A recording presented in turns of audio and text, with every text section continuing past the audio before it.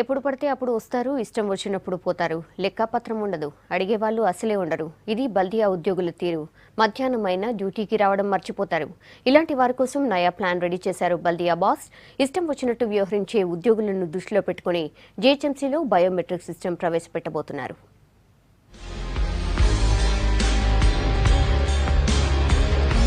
టైంకు డ్యూటీకి రాని ఉద్యోగులపై ఫోకస్ చేసింది బల్దియా.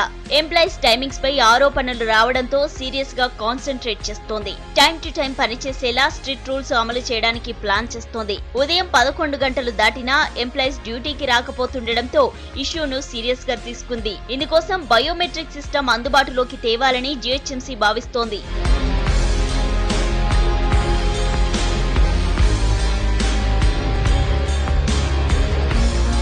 తాజాగా డిప్యూటీ మేయర్ బాబా ఫసియుద్దీన్ ఆకస్మిక తనిఖీల్లో ఉద్యోగుల నిర్లక్ష్యం మరోసారి బయటపడింది. ఉదయం 10:30 దాటినా ఉద్యోగులు ఆఫీసులో కనిపించడం లేదు.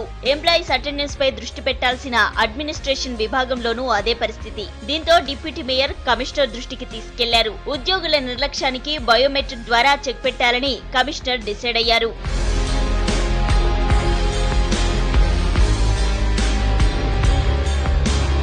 బయోమెట్రిక్ సిస్టమ్ ను జనార్దన్ రెడ్డి గతంలో వాటర్ వర్క్స్ డిపార్ట్మెంట్ లోను తీసుకొచ్చి సక్సెస్ అయ్యారు. ఉద్యోగులు సకాలంలో రావాలంటే ఇక్కడ కూడా బయోమెట్రిక్ విధానమే పరిష్కారమని భావిస్తున్నారు. యూనియన్ నాయకుల ఒత్తిళ్లకు అధికారులు తలొగ్గకపోతే బల్దియాలో కూడా త్వరలో బయోమెట్రిక్ విధానం అమల్లోకి రానుంది.